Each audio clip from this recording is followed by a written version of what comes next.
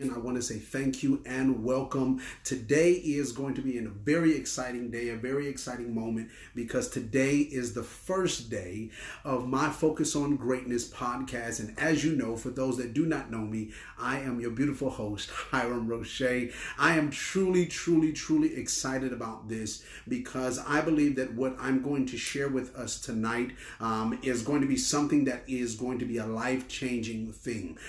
This word that I'm going to be able to give is something that's really been brewing and stirring in me, but I know that it is going to be effective for you to be able to be who you are created to be.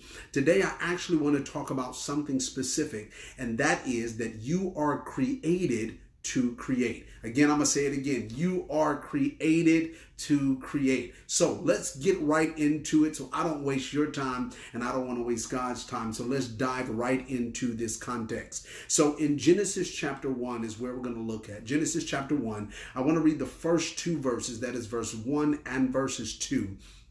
And it says, "In the beginning, God created the heavens and the earth. And the earth was without form and void, and darkness was upon the face of the deep. And the Spirit of God moved upon the face of the waters." Now, I want to specifically tie in and look into verses 2. Hey, Stu, I see you, sir. Verses 2, it says, "And the earth was without form and void, and darkness was upon the face of the deep, and the Spirit of God moved upon the face of the waters." Now, where we see here, or what we see here specifically, is God doing something that is very powerful, and that is creating. In this moment, we see that God creates something out of specifically nothing. There is nothing at this moment that is there. There is nothing that is tangible at this time. The Bible specifically says that it is without form and void, and darkness was filling the earth. So there was nothing there.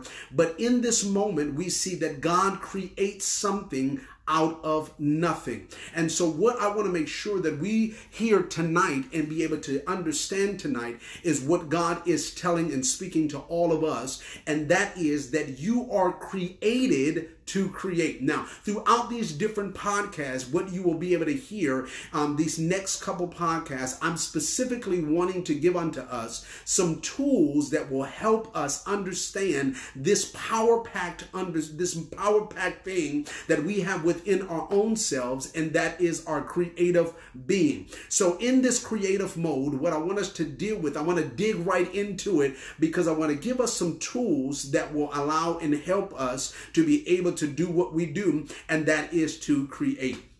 So let's look back at this verse again, and I want to just take the time and break it down. Verses 2 again, it says, "And the earth was without form and void, and darkness was upon the face of the deep. And the Spirit of God moved upon the face of the waters." Now, let's look at this and make it a practical conversation. The earth was without form and void. There was darkness that was upon the face of the deep.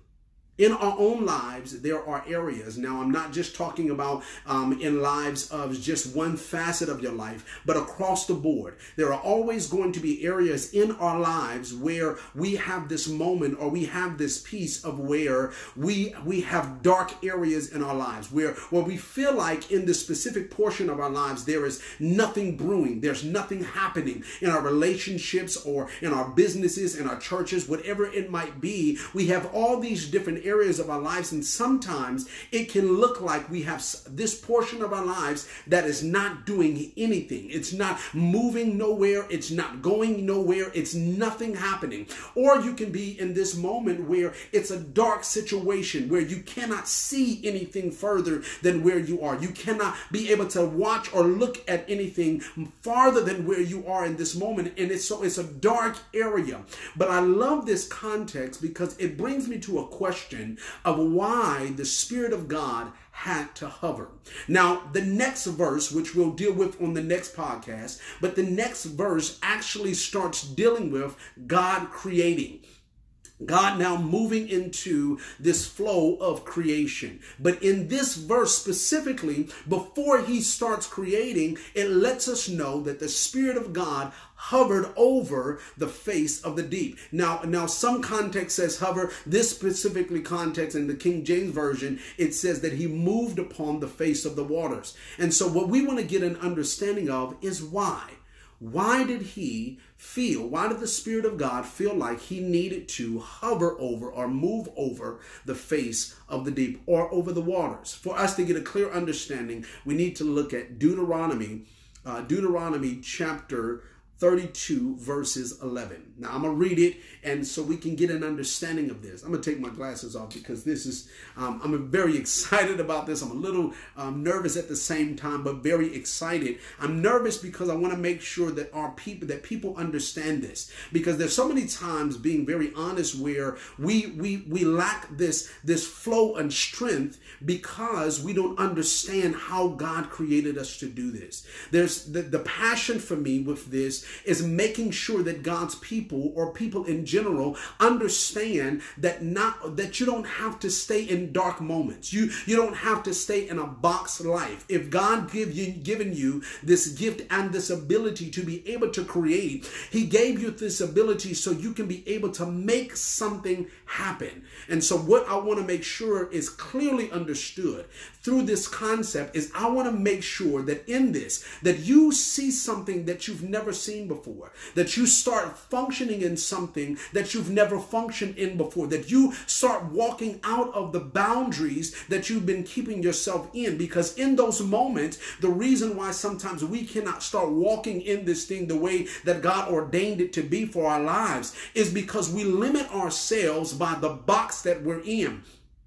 And we try to figure out again why we have no vision for the future, why we can't see anything past our specific scenario or situations in life. And it's only because we're not functioning in our creativity. I'm going to deal with some more later, but I want to make sure that we get this, because our creative gene that God has given unto us is something that is very powerful, but it needs to be focused. So let's look at this. In Deuteronomy 32 verses 11, it says this: as an eagle stirreth up her nest, fluttereth over her young, and spreadeth abroad her wings, she taketh them, beareth them on her wings. I'm going to read it again, and I'm going to break this down so we understand this. As an eagle stirreth up her nest, fluttereth over her young, and spreadeth abroad her wings, she taketh them, beareth them on her wing. Now, what does this actually mean? What is this context really talking to us about? What it's showing us is giving us an example of what the Spirit of God was doing when he was moving over the face of the waters, when he was hovering over. It's giving us a clear example of what was transpiring in this moment. Now, what is transpiring? The first thing that we see here that it says that it stirreth up its nest. It starts to stir the eaglets up. It's doing something specific. I want you to hear this. Then it says it flutters over her young. Now, these two things is very important, because what ends up happening is, or what is specifically happening in this moment, is what the Spirit of God was doing is what happens now. He does, the first thing that I want to deal with is he inspires us. We all in our lives, we all are inspired by something. I was having a conversation with one of my closest cousins, Travis Threat, and as we were talking actually about inspiration. In the context of our conversation, he made a point that I believe is very powerful and will help us with this context of inspire or inspiration. And that is, we are inspired by the five senses. Now, if you don't know what your five senses is, we'll have another side conversation. But our five senses is dealing with our hearing, our seeing, our feeling, our touch, and our smell. Again, these are our five senses. And in our five senses, we gain inspiration. We gain inspiration for doing things, for creating things, for making things happen. We are inspired. For example, as I was studying, I started looking at different people that were inspired to do different things, like the man that was inspired to create a bike, or the man that was inspired to create the first car, or or for some of my ladies, the woman that was created or inspired to be able to create the first iron, the first press, the iron press for your hair so you can get your hair nice and straight. It was something that happened that inspired them to be able to do this creative thing that had never been done. So in this moment that we see this, we deal with first the inspiration. Now, I want to be able to give us some clues or some definitions so that we can have a clear understanding of the direction that we're going to go. So inspiration is something that makes someone want to do something. Simply put, is something that makes someone want to do something, or that gives someone an idea about what to do or create.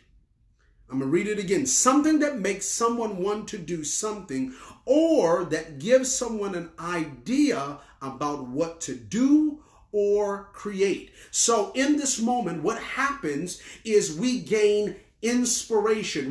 We become inspired to be able to do something or create something. So if the first portion of our creativity comes from our inspiration, the question that I ask is this: what are you inspired? What inspires you? What are you inspired to do? Some people are inspired to paint. Some people are inspired to create a business for different things. Some are inspired by preaching. Some are inspired by watching or seeing someone that is broken. It inspires them to be able to want to help. Somebody is inspired by a food dish.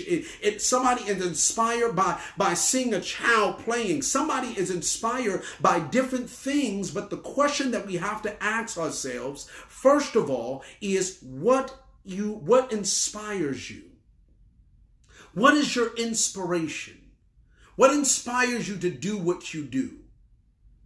And if we do not have this first understanding of our inspiration, then what happens is we cannot create.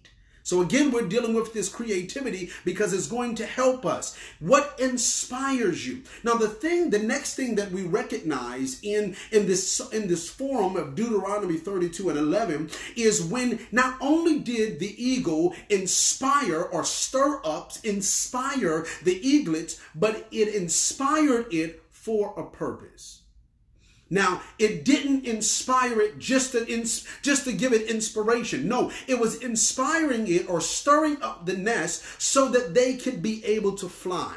And so if there was no inspiration, if there was no stirring up, then the purpose of why they were created would not be fulfilled. They were created to soar. They were created to fly, but they needed to be inspired. So their inspiration, they were inspired for a purpose. Now, I'm saying that intentionally because it's not per se that we are inspired with a purpose. No, we are inspired for a specific purpose. That's why we're dealing with this context, because again, we want to stay focused on the things that God wants us to do. And so in this context, what I want to now deal with is something that I believe is very powerful. It moves us from inspiration. After we are inspired for a purpose, then what happens is we are in that inspiration, we tap into imagination. Now, my pastor taught a message, and in this message, what he dealt with was the mastery of meditation. In the mastery of meditation, which that is a whole nother type of podcast that we can be able to talk about this, but in the mastery of meditation, he dealt with inspiration, not only inspiration, but imagination. And in this imagination, what it does is it helps us imagine what a thing could be like. Now, I want to make sure that we be able to understand this. As a child, you imagine many things. You used to imagine, your toy was a gun, even though it was just a stick. You used to imagine being able to fly like a rocket, even though you were still sitting on the couch or on the edge of your bed. Your imagination was brewing, and it was something that was so beautiful. And one of the things that my pastor brought out in the context of his message is that we are the only beings, we are the only creative beings that God created that has an imagination. Now, I believe that our imagination taps into another realm. It taps into something that allows us to be able to see the unseen. Now, before I dig into this, I want us to be able to see this. I want us to be able to see something that is very powerful, and that is in Hebrews chapter 11, verses 3.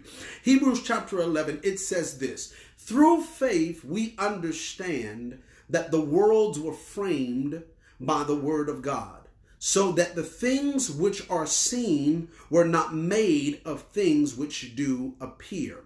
Again, I'm going to read this again. Through faith, we understand that the worlds were framed by the word of God, so that the things which are seen were not made of things which do appear. I see you, Ian. What you saying? Inspiration tells us why, which moves us to create something that satisfies the inspiration. That is a good point, my friend. But again, I'm going to go back to this because I want to make sure that we understand this. So again, we have the one piece of dealing with our inspiration. Now we're dealing with our imagination. Now I want us to be able to read this or hear this. Napoleon Hill said this in a very powerful book that I've read. It's called Think and Grow Rich. This is a quote by him in this book. It says, the imagination is literally the workshop wherein are fashioned all plans created by man. The impulse, the desires is given shape, form, and action through the aid of the imaginative faculties of the mind. It has been said that a man can create anything which he can imagine. I want to read that last piece of that quote because it's very powerful, and I'm going to tie all this in. It says, it has been said that a man can create anything which he can imagine. Because why? Again, the imagination, according to even what we read in Hebrews chapter 11, verses 3, the B portion of it, it says, so that things which are seen were not made of things which do appear. Meaning that there is things that are not appearing to us, the things that we have not seen yet. There are things that are in a whole nother dimension of world that we have not seen, that when we imagine, when we tap into our imagination, it takes us to a place where we can see the unseen, where we can be able to imagine what a thing could be. We are able to see how our marriage could be. We are able to see how our business could be. We are able to see how we can walk in that dream. We are able to see how things can be, and puzzles start to be put together in the imagination. In the imagination, we are able to start seeing things formed in the imagination, which helps us to create. And I'm going to deal with this, but I want to read this definition of imagination so we can have this picture. Imagination is the ability to imagine things that are not real. I love this. It is the ability to imagine things that are not real. The ability to form a picture in your mind of something that you have not seen or experienced. It is the ability to think of new things. This is what creativity is. It's this one portion that is very powerful that we see God doing is God starts to take his imagination and imagine what a thing could be. He started to use his imagination through the Spirit of God moving over the earth. His imagination, his inspiration kicks in. His imagination starts to go. And as he's imagining what these things could be, he's now seeing them in another realm and now bringing them into the creative form of what now is tangible. That's your creativity. Your creativity, or what you create, what has been created, the couch that I'm sitting on, this phone or this internet that you are watching this on. If you're watching this on your phone or your tablet, it was in somebody's imagination. And it moved from their imagination and they brought it into the real world and the world that we live in, and they created it, but they created it first in their imagination.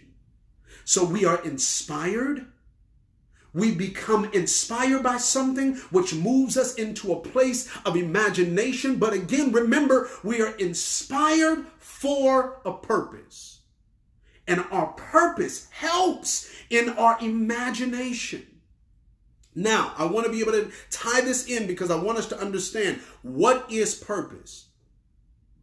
The purpose is the reason why something is done or used, the aim or goal of a person. I'm going to read it again. The reason why something is done or used, it's the aim or goal of a person. Now, what was God's aim? When he started to create, when he became inspired, when he started to imagine and he started to create everything, what was his purpose? What was his aim? What was his goal? Why was he creating all of these things? It is simple. He was creating it for you. He was creating it for me. And what we're going to see in these next couple podcasts is how God took his time to be able to create these things, to be able to put these things together. But again, he started from what inspired him.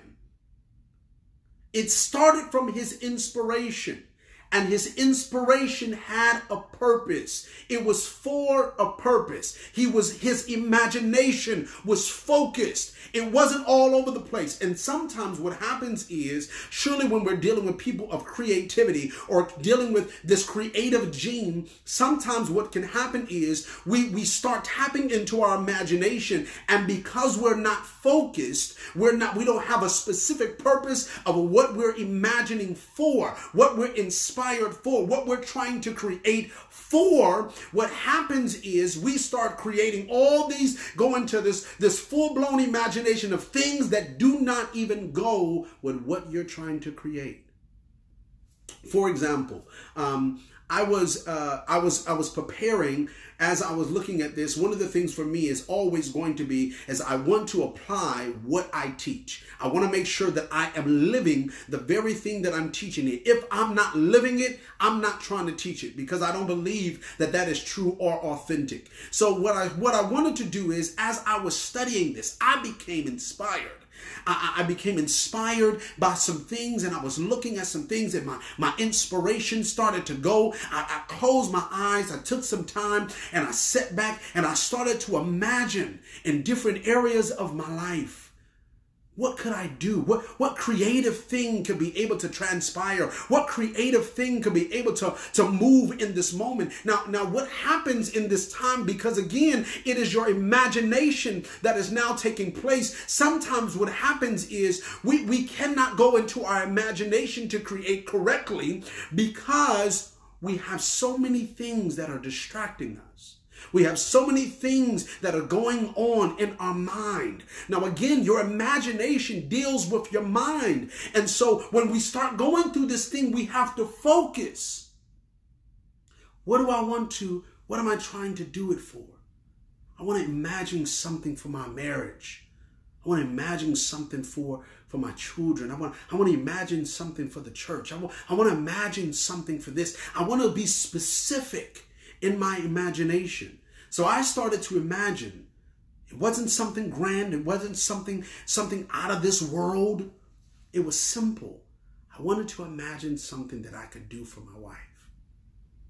In that imagination, I started to see a collage of different things, of pictures that I could be able to. My wife, she's a graphic designer, and in the graphic design, one of the greatest things is they have to use their imagination. They find something that inspires them, and they go through the same process of what I'm telling you now before they can actually create something that the world would see. It's a process of inspiration, of imagination, and creativity. It's the same process, but sometimes just even in those people that do graphic designs and do paintings and different things, you can get in a moment where you can be able to not see. You're inspired. You're trying to find the specific thing that can inspire you to be able to get this motor running, because that's the beginning starting place. So I wanted to create something for her, and I created something, a little booklet, nothing big, a little booklet, with different pictures and different graphics that will be able, that she can be able to open up and look into and be able to see and be able to use as a tool to inspire her to do what she loves to do. So in that same form, I saw how inspiration birthed my imagination, but it was focused for a specific purpose, and then I was able to create. Now, I know you're saying, now, Hiram, wait a minute. Now, that was just a booklet. I'm trying to create a business, or I'm trying to create this new thing for my church. I'm trying to create this new thing for my relationship, or I'm in school. How can I be creative in these different things? It does not, your creativity is not limited. The only limitations that your creativity has is the limits that you place on it. Now, when I say make sure that your creativity or your imagination and your inspiration is focused, it's not limiting it. It's making it more precise. It's making it more effective. You're specific in what you do. So with this podcast, I want you, every person that is listening, every person that will listen, because I know that the people that are on here that are listening now, you're going to share this with people that you know that need this type of moment to understand that what you are here to do is to create. But you just need the tools to understand that you need inspiration. You need imagination. But make sure that you are doing this with a focused position and a focused purpose so that you can be able to create something powerful, create something life-changing. But I love this piece, and I want to end off with this piece so we can all understand this, that when God created it, he did not create it for him. So what that shows me is that even though I'm inspired, even though I have the imagination that can be able to see what a thing could be like, something new, something that I've never seen before, or I've never seen it this type of way, and I take all of those things in a focused position and I create this thing, I came to understand that what I create is not for me. What I create is for the people that was chosen to take advantage of what he gave me to create. God created the heavens and the earth. He made everything that we see, everything that we stand upon, everything that we enjoy, the things that we have now taken for granted in life. He's created all of those things, but he did not create it for him. He created for what inspired him. And that was us. He created it for when his imagination took over. He had a thought process in his mind of what this would do for you and me. So when we are inspired, when we tap into our imagination, and again that we focus it for a specific purpose, why are we doing this? We will create something that will be life-changing for the people that it will impact. I am, again, honored and blessed to be able to do this, not just for me. No, this is what I'm called to do, and I love every bit of it. But I'm doing everything that I do for God and for his people. So thank you for logging on from Facebook Live. Those that will listen to this on the podcast, I want to say thank you for listening to Focus on Greatness, #1 podcast. And I pray that this has been a blessing to you as it's been a blessing to me. Please make sure that you share this with every friend, every family member that you know. And make sure that if you're listening to this on the podcast, on iTunes or any other place, please make sure that you're subscribing to this. And I love every single one of y'all. And thank y'all for coming on. And y'all have a blessed day. Talk with y'all later, family. Love every single one of y'all that came on and supported me on this night. Love y'all. Talk to y'all later. Bye-bye.